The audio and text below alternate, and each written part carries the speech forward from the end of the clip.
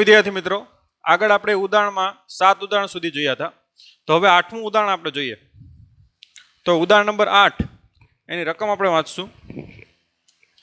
એમાં તમને કીધું કે એક સમાન વિદ્યુત ક્ષેત્ર છે જે આવી રીતે ઉર્ધ્વ દિશામાં છે. ધ્યાન આપજો.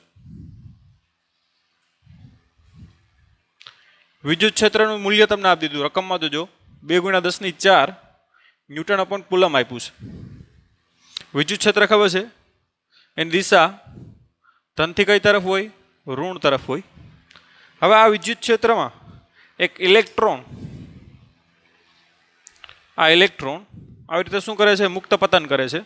ઇલેક્ટ્રોન અને આ ધન વચ્ચે શું લાગતું હોય? કે ઋણ. ઇલેક્ટ્રોનનો વિદ્યુતભાર ઋણ હોય. આ ધન વચ્ચે શું લાગતું હોય? આકર્ષણ. એટલે ઇલેક્ટ્રોન આવી રીતે શું કરશે? મુક્ત પતન કરશે. અને એ કેટલું? તો કે h બરાબર 1.5 સેન્ટીમીટર મુક્ત પતન કરે.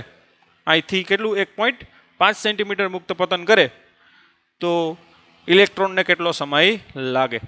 તો આપણે એ પૂછેલું છે. તો પહેલાં ગણીએ દાખલો.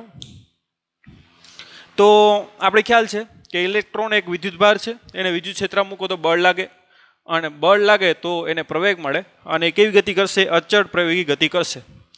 કેમ કે વિદ્યુત ક્ષેત્ર કેવું છે? અહીંયા સમાન. તો બળનું મૂલ્ય સમાન હશે એટલે પ્રવેગ કેવો હશે? તો કે અચળ હશે. માટે અચળ પ્રવેગી ગતિના સમીકરણો પણ આપણે લાગુ પાડી શકીએ. તો પહેલાં તો આપણે ઇલેક્ટ્રોન જે મુક્ત પતન કરે તો 1.5 સેન્ટીમીટર કેટલું સમય લાગે? તો અંતર અને સમયનું સૂત્ર ખબર છે. h બરાબર v0t + 1/2 શું થાય? ઇલેક્ટ્રોન છે એટલે એ લખીએ, কিন্তু સમયનો t છે એટલે t². આપણે અચળ પ્રવેગી ગતિનું સૂત્ર ખ્યાલ છે. h બરાબર v0t + 1/2 at². શા માટે અચળ પ્રવેગી ગતિનું સમીકરણ લાગુ પાડી શકીએ? કેમ કે વિદ્યુત ક્ષેત્ર આ સમાન છે એટલે આ બળ લાગશે એ અચળ લાગશે. માટે પ્રવેગ કેવો હશે? અચળ. માટે અચળ પ્રવેગી ગતિનું સમીકરણ આપણે લાગુ પાડી શકીએ. તમને કીધું કે અહીં શરૂઆતનો વેગ કેટલો છે? 0. માટે h બરાબર શું થાય? 1/2 પ્રવેગ ઇલેક્ટ્રોનનો છે એટલે એ લખીએ × t². માટે જે સમય આવશે t બરાબર શું થાય? 2h અપોન શું થાય? એ ના t² છે એટલે કેમાં આવશે? વર્ગમૂળમાં. એટલે h આપી દીધો. હવે ઇલેક્ટ્રોનનો આપણે પ્રવેગ મેળવવાનો છે. એ આરામથી મળશે. આપણે F બરાબર કેટલું થાય? ઇલેક્ટ્રોન વિદ્યુત ક્ષેત્રમાં વિદ્યુતભાર મૂકીએ એટલે કેટલું લાગે બળ? F બરાબર QE. અહીં ઇલેક્ટ્રોન છે એટલે E મૂકી શકો. બરાબર ન્યૂટનના ગતિનો બીજો નિયમ. F બરાબર શું થાય? ma. અને ઇલેક્ટ્રોન છે એટલે એનું દળ me અને ઇલેક્ટ્રોનનો પ્રવેગ છે એટલે AE. માટે AE બરાબર EE ના છેદમાં શું થાય? me. કિંમત મૂકી દઈએ આપણે. ઇલેક્ટ્રોનનો વિદ્યુતભાર 1.6 × 10⁻19. વિદ્યુત ક્ષેત્ર 2 × 10⁴. અને ઇલેક્ટ્રોનનું દળ કેટલું છે? તો કે 9.1 × 10⁻31. તો ઇલેક્ટ્રોનનો આપણે પ્રવેગ મળશે. એલસીમાં આપણે કરીએ.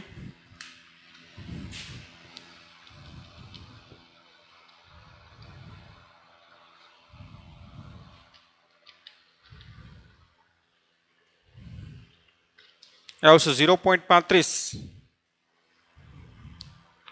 × 10 ની કેટલી? તો કે આ 4 આ 31 એટલે કેટલી આવશે? 19 એટલે -12 આવશે. -12 ઉપર આવો તો +12. 12 ને 4 16 એટલે કે 3.5 × 10 ની કેટલી આવશે? તો કે 15 મીટર/સેકન્ડ². તો આવી ગયો ઇલેક્ટ્રોનનો પ્રવેગ. હવે વિદ્યાર્થી મિત્રો, તમે અહીંયા ગુરુત્વ ક્ષેત્રનો કોઈ ઉલ્લેખ કર્યો નથી કે ભાઈ ગુરુત્વ ક્ષેત્ર તમારે ધ્યાનમાં લેવાનું છે કે નહીં. જો તમે ગુરુત્વ ક્ષેત્ર એટલે કે ગુરુત્વાકર્ષણને ધ્યાનમાં લો તો એને કારણે પણ ઇલેક્ટ્રોનને આકર્ષણ બળ લાગતું હોય પૃથ્વીને કારણે. જેનો પ્રવેગ કેટલો હોય? 9.8 મીટર/સેકન્ડ². પણ આ પ્રવેગની સાપેક્ષમાં એ પ્રવેગને શું કરી શકો? અવગણી શકો. વાસ્તવમાં આપણે મોટા પદાર્થો અને રોજિંદા જીવનમાં ગુરુત્વ પ્રવેગને અવગણી ના શકીએ, પણ આ વિદ્યુત બળ એટલું તીવ્ર છે કે જે પ્રવેગ છે એ 10⁻15 ક્રમનો, જે ગુરુત્વ પ્રવેગ કરતાં કેવો છે? એકદમ મોટો છે. માટે ગુરુત્વ પ્રવેગના એક શું કરી શકો? તમે અવગણી શકો. એ બળને ધ્યાનમાં ન લો તો પણ જવાબમાં કોઈ ફરક પડશે નહીં, કેમ કે તમે આરામથી જોઈ શકો બંને પ્રવેગના મૂલ્યો. તો એ પણ તમને રકમમાં ઉલ્લેખ કરેલ છે લાસ્ટમાં, જે આપણે પહેલાથી ડિસ્કસ કરી શકીએ. તો ઇલેક્ટ્રોનનો જે મુક્ત પતન માટે ટાઈમ છે તો 2 ગુણ્યા h કેટલું આપ્યું આપણે 1.5 ગુણ્યા 10 ની કેટલી થાય -2 છેદમાં 3.5 ગુણ્યા 10 ની કેટલી આવશે 15. એટલે આપણે કેલ્ક્યુલેટરમાં કરીએ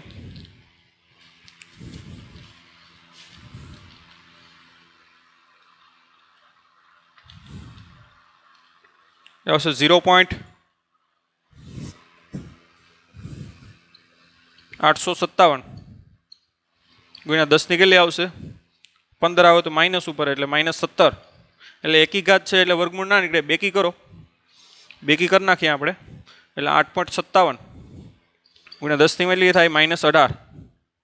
હવે એનું વર્ગમૂળ કાઢી શકીએ આપણે.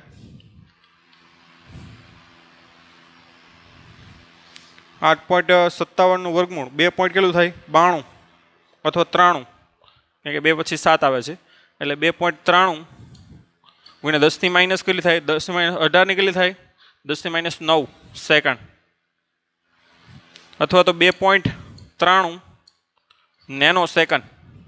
આટલો સમય લાગશે ઇલેક્ટ્રોનને 1.5 સેન્ટીમીટર જેટલું મુક્ત પતન કરવા માટે. તો આ રીતે આરામથી તમે ગણી શકો. હવે તમને કીધું કે પ્રોટોનને મુક્ત પતન કરાવવાનું છે, પણ આપણે વિદ્યુત ક્ષેત્ર શું કરી નાખવાનું છે, ઉલટાવી નાખવાનું છે. અને પ્રોટોનને શું કરવાનું મુક્ત પતન, તો કેટલો સમય લાગે એ આપણે હવે ગણીએ ફટાફટ. આ લખી લ્યો. ઓકે, ચાલો હવે વિદ્યુત ક્ષેત્ર ઉલટાવી નાખીએ આપણે. એટલે નીચે ઋણ આવશે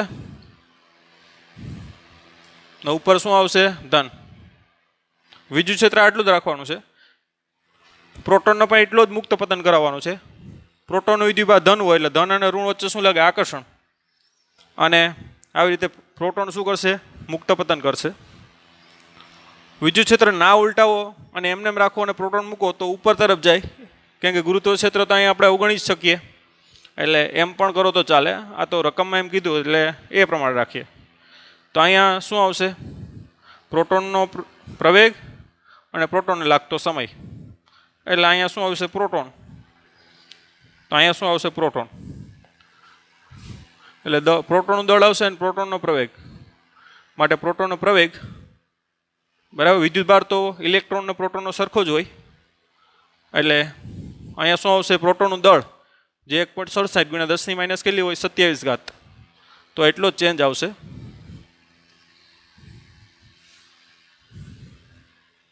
અહીંથી આપણે રફ કરી નાખીએ.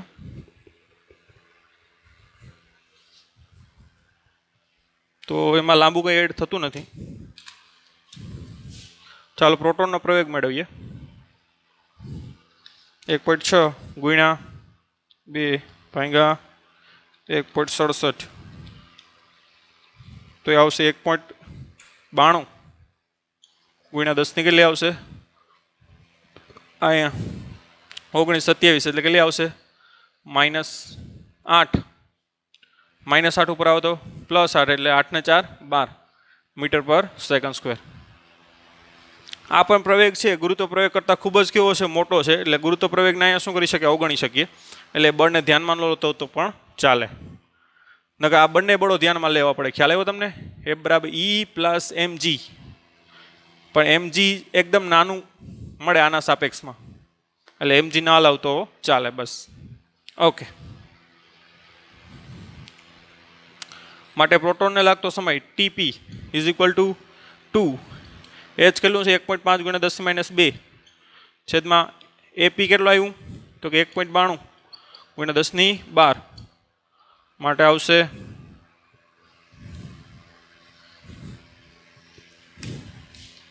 2 ગુણ્યા 1.5 સોરી 3 ભાગ્યા 1.92,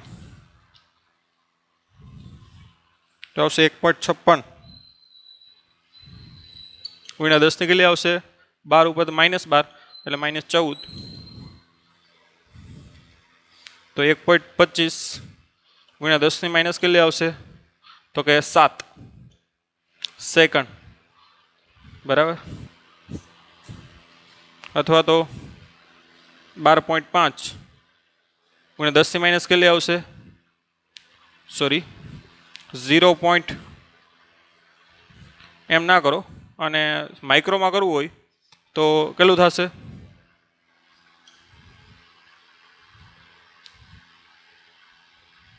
0.12 ગુણ્યા 10 થી માઇનસ કેટલી થાય 6 સેકન્ડ એટલે કે 0.12 માઇક્રો સેકન્ડ બરાબર.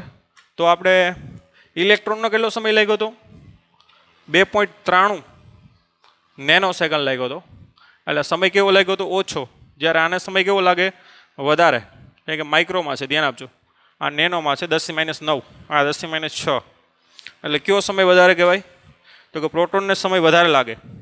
તો આમ પણ કહી શકો કે જેનું દળ વધારે પ્રોટોનનું દળ વધારે હોય ને એને સમય કેવો લાગે વધારે લાગે.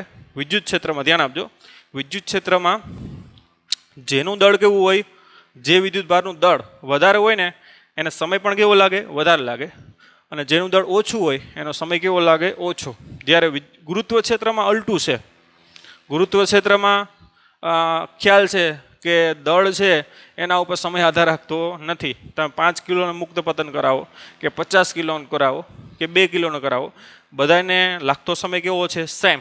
તો ગુરુત્વ ક્ષેત્રમાં કોઈ બી પદાર્થને મુક્ત પતન કરાવીએ એનો જે પતન પામવા માટે લાગતો સમય છે એ દળ ઉપર આધાર રાખતો નથી જે આપણે ઓલરેડી 11th ખ્યાલ જ છે. ત્યારે વિદ્યુત ક્ષેત્રમાં ધ્યાન આપજો જેનું દળ વધારે એને સમય કેવો લાગે વધારે અને જેનું દળ ઓછું એને સમય કેવો લાગે ઓછો. જે અલગ અલગ કોમ્પિટિટિવ એક્ઝામમાં આ દાખલો છે એના ઉપરથી આ ક્વેશ્ચન પૂછાઈ શકે. ઓકે હવે નેક્સ્ટ ઉદાહરણ જોઈએ આપણે. ઉદાહરણ નંબર 9 જોઈએ. હવે ઉદાહરણ નંબર 9માં તમને કીધું 2 વિદ્યુતભાર આપેલા છે. એક વિદ્યુતભાર આ Q1 10⁻8 કુલમ છે અને બીજો વિદ્યુતભાર Q2 બરાબર -10⁻8 કુલમ છે. ધ્યાન આપજો તમને 3 પોઈન્ટ આપી દીધા. એક પોઈન્ટ A અને મધ્ય બિંદુ એ આપ્યો. આ અંતર 0.05 મીટર છે. આ પણ કેટલું છે 0.05 મીટર અને આખું જે અંતર છે આ એ કેટલું છે 0.1 મીટર. ઓકે બીજો પોઈન્ટ અહીંયા B આપ્યો તમને.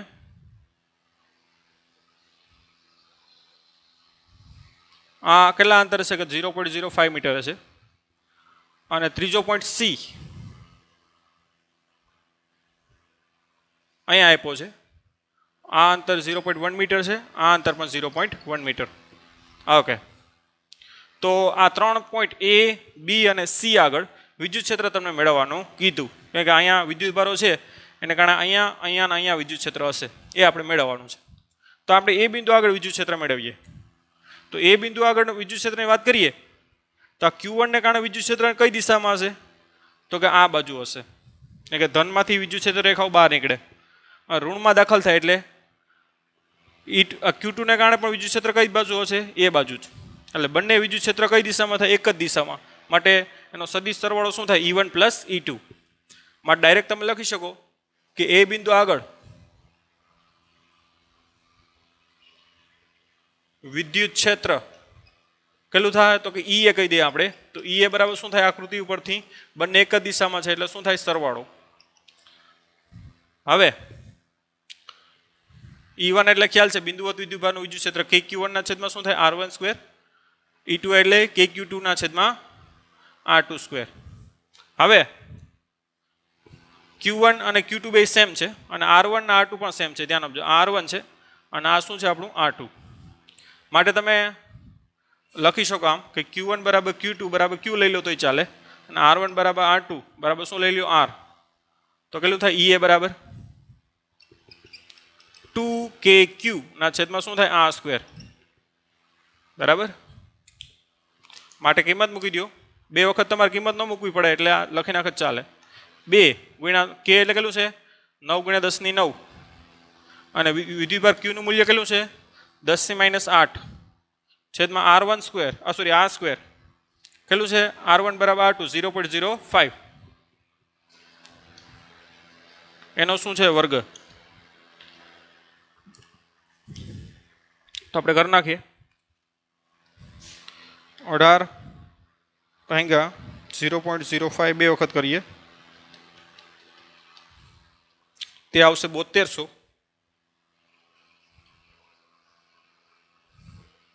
ગુણ્યા 10 ની કેટલી આવશે તો કે આ 9 અને એટલે કેટલી આવશે 10 ની 1 એટલે 10 બરાબર એટલે 72000 એટલે કેટલું થાય 7.2 ગુણ્યા 10 ની કેટલી થાય 4 ન્યૂટન અપોન કુલમ.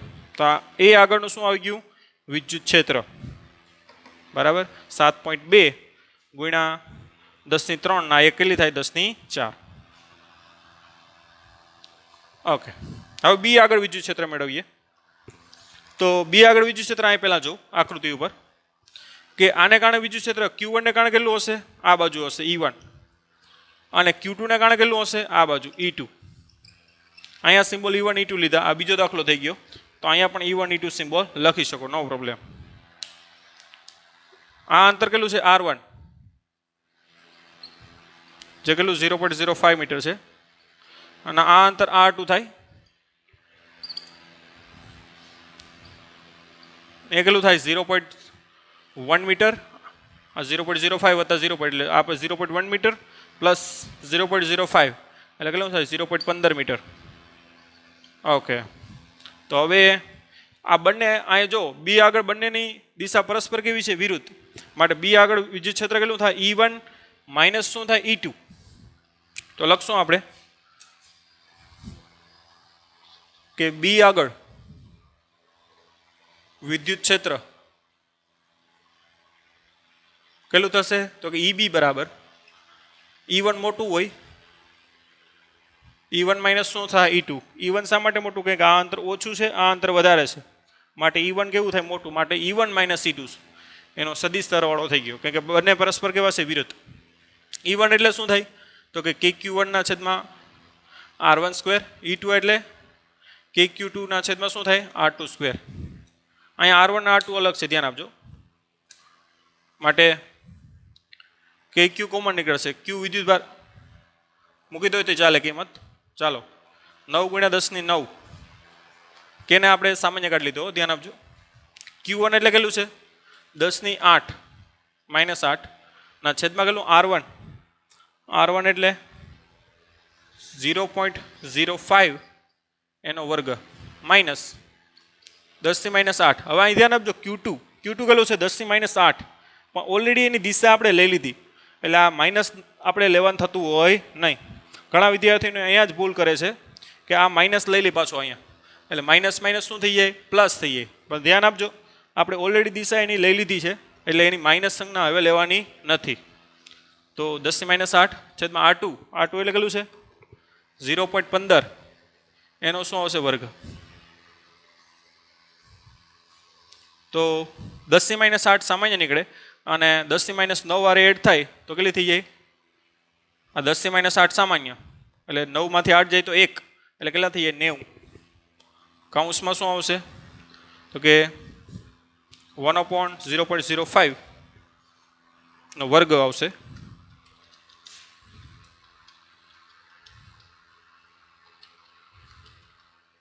એટલે આવશે 400 માઇનસ 0.15 બે વખત કરો 10 થી માઇનસ 8 કોમન નીકળી ગયો ધ્યાન આપજો એટલે 1 ડિવાઈડ બાય કેટલા કરો 0.15 પાછા કેટલા કરો 0.15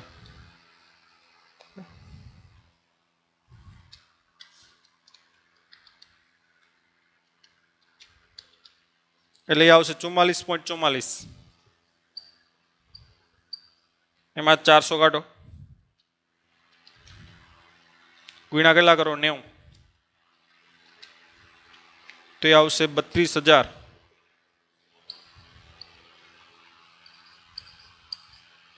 32,000 એટલે 3.2 ગુણ્યા 10 ની કેટલી આવશે 4 ન્યૂટન અપોન કુલમ.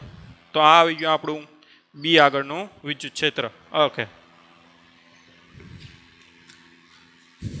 હવે આપણે સી આગળ મેળવીએ લખી લ્યો. ઓકે હવે સી આગળ મેળવીએ તો સી આગળ અહીં ધ્યાન આપજો તમે આ Q1 ને કારણે વિદ્યુત ક્ષેત્ર E1 કહી દો એની દિશા કઈ તરફ હશે તો કે આ તરફ કારણ કે ધન વિદ્યુત ભાર છે આ E1. હવે Q2 ને કારણે વિદ્યુત ક્ષેત્ર આ ઋણ વિદ્યુત ભાર છે એટલે Q2 ને કારણે વિદ્યુત ક્ષેત્ર દિશા E2 કહી દો પણ એની કઈ દિશામાં છે આ બાજુ. ઓકે હવે અહીં ધ્યાન આપજો આ E1 અને E2 વચ્ચેનો ખૂણો કેટલો કારણ કે એનો સદિશ સરવાળો કરવો એટલે ખૂણો ખ્યાલ હોવો જોઈએ. અહીં તો ખબર છે બે સેમ દિશામાં અહીંયા વિરુદ્ધ દિશામાં થાય પણ અહીંયા એની વચ્ચેનો ખૂણો બને છે. તો અહીંયા તમે જો ધ્યાનથી આ 0.1 મીટર આ પણ 0.1 મીટર અને આ પણ કેટલું છે 0.1 મીટર એટલે આ જે ત્રિકોણ બને એ સમબાજુ બને અને સમબાજુ ત્રિકોણમાં બધા ખૂણા કેટલા હોય 60ના એટલે આ ખૂણો કેટલો થાય 60નો. તો આ ટોટલ 180 હોય તો આ 60 તો આ કેટલા થાય 120 એટલે કે E1 અને E2 વચ્ચેનો ખૂણો કેટલો થાય 120નો થાય. E1 નું વિદ્યુત ક્ષેત્ર E1 કેટલું થાય અહીંયા તો કે E1 બરાબર KQ1 ના છેદમાં કેટલું થાય R1 નો સ્ક્વેર અને E2 બરાબર કેટલું થાય KQ2 ના છેદમાં R2 સ્ક્વેર. હવે ધ્યાન આપજો Q1 અને Q2 સેમ છે R1 પણ 0.1 મીટર છે અને R2 પણ 0.1 મીટર માટે તમે લખી શકો કે E1 બરાબર E2 બરાબર શું લઈ લઈએ આપણે E લઈ લઈએ. હવે બંને વચ્ચેનો ખૂણો કેટલો છે E1 અને E2 વચ્ચેનો 120 એટલે પરિણામી વિદ્યુત ક્ષેત્ર ત્યાં EC હોય તો EC બરાબર શું થાય બોલો છે તો ખ્યાલ છે બંને વચ્ચેનો ખૂણો થીટા હોય તો શું લખાય E1 square plus E2 square plus 2E1 E2 શું લખાય cos 120. હવે E1 બરાબર E2 બરાબર E લઈ લો સરળતા ખાતર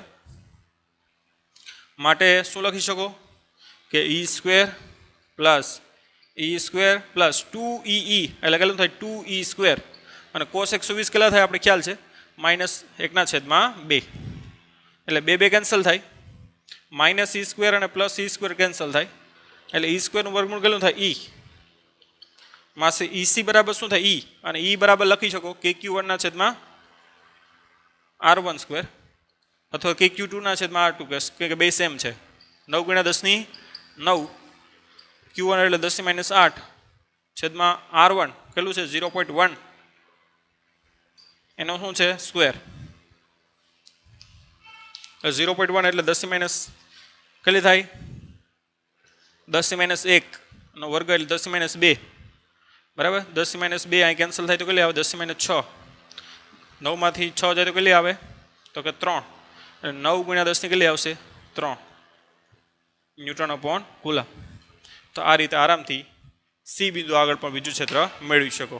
ઓકે હવે ઉદાહરણ નંબર આપણે આના પછીનું નેક્સ્ટ જોઈએ લખી લ્યો. ઉદાહરણ નંબર 10 જુઓ. ઉદાહરણ નંબર 10માં તમને આકૃતિ આપેલ છે આ એ બિંદુ આ બી બે વિદ્યુત ભારો છે એક +10 માઇક્રોકુલમ છે અને એક -10 માઇક્રોકુલમ છે. આ બંને વિદ્યુત ભારો છે એની વચ્ચેનું અંતર 2a કહી દો તમે ડાયપોલ છે એટલે બરાબર કેટલું આપેલું છે તો કે 5 mm 5 mm બરાબર કેટલા થાય 0.5 સેન્ટીમીટર. આ બંને વિદ્યુત ભારો વચ્ચેનું અંતર 5 mm છે એટલે એક ડાયપોલ બની ગઈ કે એટલો ધન છે એટલો જ શું છે અહીંયા ઋણ છે. તમને એમ થાય કે આ બાજુ ઋણ લેવો તો લઈ શકો અને આ બાજુ ધન પણ લઈ શકો જેમ લેવું હોય. ઓકે આ મધ્ય બિંદુથી ધ્યાન આપજો આની અક્ષ થાય આપણે ખ્યાલ છે 15 સેન્ટીમીટર અંતરે કોઈ પી બિંદુ છે એટલે Z બરાબર કેટલા અક્ષ ઉપર છે એટલે 15 સેન્ટીમીટર અંતરે કોઈ પી બિંદુ છે ત્યાં વિદ્યુત ક્ષેત્ર આપણે મેળવવાનું છે જેને આપજો કેન્દ્રથી અને એને લંબ જે આપણે ખબર છે ડાયપોલની શું થાય વિષુવ રેખા ત્યાં કોઈ ક્યુ બિંદુ છે જે y બરાબર કેટલા અંતરે છે 15 સેન્ટીમીટર અંતર જ છે તો ત્યાં પણ આપણે વિદ્યુત ક્ષેત્ર મેળવવાનું છે. એનો મતલબ કે અક્ષ અને વિષુવ રેખા પર વિદ્યુત ક્ષેત્ર મેળવવાનું છે. હવે અહીંયા આ જો બે ડાયપોલ વચ્ચેનું અંતર કેટલું છે 0.5 અને આ કેટલું છે 15 સેન્ટીમીટર એટલે ડાયપોલને તમારું આ જે અંતર છે એને શું કરી શકો અવગણી શકો એટલે આ અંતર આ પી બિંદુ છે ને એ ખૂબ જ દૂરનું બિંદુ માની શકો માટે ખૂબ જ દૂરના અંતરે વિદ્યુત ક્ષેત્રનું સૂત્ર ડાયરેક્ટ તમે યુઝ કરી શકો. કે પી બિંદુ આગળ અક્ષ આગળ વિદ્યુત ક્ષેત્ર કેટલું થાય પી બિંદુ આગળ વિદ્યુત ક્ષેત્ર કેટલું થાય તો કે અક્ષ ઉપર છે એટલે ખ્યાલ છે E બરાબર 2kpz ના છેદમાં શું થાય આપણે ખબર છે Z² પ્લસ એ સ્ક્વેરની કેટલી થાય 3/2 સોરી ઝેડ સ્ક્વેર માઇનસ એ સ્ક્વેરનો કેટલો થાય વર્ગ ઓકે ઓકે હવે આ સૂત્રમાં કિંમત મૂકો એની જગ્યાએ તમે આ ડાયરેક્ટ લઈ લ્યો કે ભાઈ 0.5 સેન્ટીમીટર છે અને આ કેટલું છે મોટું એટલે ડાયરેક્ટ આ લખી શકો કે અહીં ઝેડ ઇઝ ગ્રેટર દેન શું છે એ છે આ ઝેડ એ એ કરતાં કેવું છે મોટું છે માટે તમે એને શું અવગણી શકો એટલે ઈ બરાબર ડાયરેક્ટ લખી શકો 2kp ના છેદમાં ઝેડની 4 એક ઝેડ ઉડી જાય એટલે ઝેડ ક્યુબ આ સૂત્ર ડાયરેક્ટ તમે ઉપયોગ કરી શકો હવે તમારા બુકમાં શું કર્યું બુકમાં તમારે આ રીતે પણ જવાબ મેળવો અને આ રીતે પણ જવાબ મેળવો પછી લાસ્ટમાં કીધું કે બંનેમાં જવાબ સેમ આવે એટલે ડાયરેક્ટ આ સૂત્રનો યુઝ કરી શકો પણ તમારે એવું કરવાનું છે નહીં ડાયરેક્ટ આ સૂત્રનો યુઝ કરી અને જવાબ મેળવવાનું છે લાંબુ કરવાનું નથી તો ખાસ એ નોટ કરજો આ ડાયરેક્ટ લઈ લેવાનું છે કારણ કે અહીંથી ડાયરેક્ટ ખબર પડી જાય સાબિતી કરવાની કોઈ જરૂર નથી તો લઈ લ્યો હવે પી તો આપણી પાસે છે નહીં ડાયપોલ મોમેન્ટ પી બરાબર શું થાય ક્યુ ઇન્ટુ 2a ક્યુ એટલે વિદ્યુતભારનું મૂલ્ય 10 ગુણ્યા 10 - 6 ગુણ્યા બે વિદ્યુતભારો વચ્ચેનું અંતર કેટલું છે 5 mm એટલે 5 ગુણ્યા 10 - 3 એટલે કેટલું થાય 5 ગુણ્યા 10 - 9 એમાંથી એક આ જાય 10 છે એટલે કેટલું થાય 10 - 8 કુલમ ઇન્ટુ મીટર તો આવી ગઈ ડાયપોલ મોમેન્ટ ઓકે તો હવે કિંમત મૂકી દો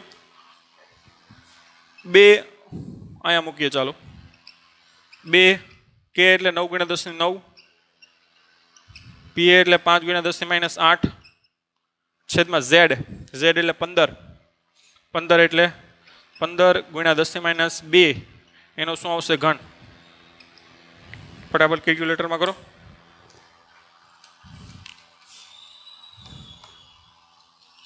$18.95 ભાગ્યા કેટલા આવશે 15 3 વખત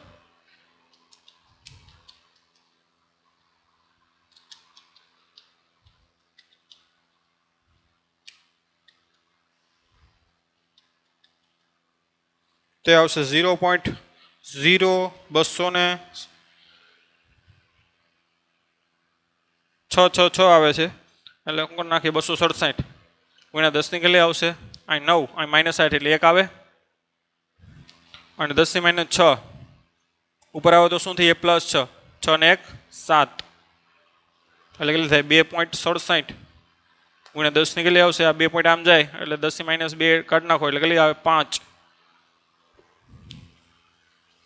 તો આપણે પી આગળ બીજું ક્ષેત્ર ઈપી કહી દો બરાબર અક્ષ ઉપર છે ન્યૂટન અપોન કુલમ ઓકે હવે ક્યુ છે એ વિષુવ રેખા ઉપર છે તો ક્યુ આગળ બીજું ક્ષેત્ર કેટલું થાય ક્યુ આગળ વિદ્યુત ક્ષેત્ર વિષુવ રેખા ઉપર છે વિષુવ રેખા ઉપર વિદ્યુત ક્ષેત્ર કેટલું થાય અદિશ સ્વરૂપે લખો એટલે માઇનસ ના આવે કે પી અપોન શું થાય વાય સ્ક્વેર પ્લસ એ સ્ક્વેર નીકળી થાય 3/2 આ સૂત્ર છે પણ અહીંયા આ 15 છે ને આ 0.5 છે એટલે તમે કહી શકો અહીંયા પણ કે વાય ઇઝ ગ્રેટર દેન શું છે એ માટે એ બરાબર 0 મૂકી દો ચાલે માટે ઈ ક્યુ બરાબર કેટલું થાય કેપી અપોન શું થાય વાય ક્યુબ કારણ કે આ 0 વાયનો વર્ગ બે ઉડી જાય એટલે વાયનો શું આવશે ક્યુબ એટલે કિંમત મૂકી દો કે એટલે 9 ગુણ્યા 10 ની 9 પી એટલે 5 ગુણ્યા 10 - 8 છેદમાં વાય ક્યુબ એટલે 15 ગુણ્યા 10 - 2 એનો ઘન એટલે 9 × 5 = 45 ભાગ્યા 15 3 વખત કરી નાખો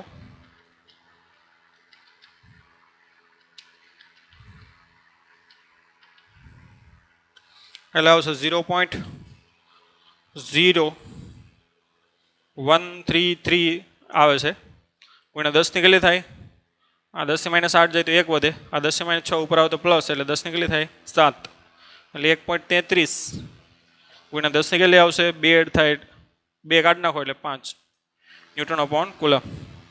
તો આ રીતે ઈ ક્યુ આગળ પણ વિદ્યુત ક્ષેત્ર મેળવી શકો. તો આરામથી તમે પી બિંદુ અને ક્યુ બિંદુ આગળ વિદ્યુત ક્ષેત્ર મેળવી શકો. લખી લો આરામથી. તો અહીંયા સુધી રાખીએ. આજે આપણે ઉદાહરણ ક્યાં જોયા? તો કે 8, 9 ને 10. તો હવે નેક્સ્ટ લેક્ચરમાં આપણે આગળ વધશું. Bye bye, take care, have a nice day.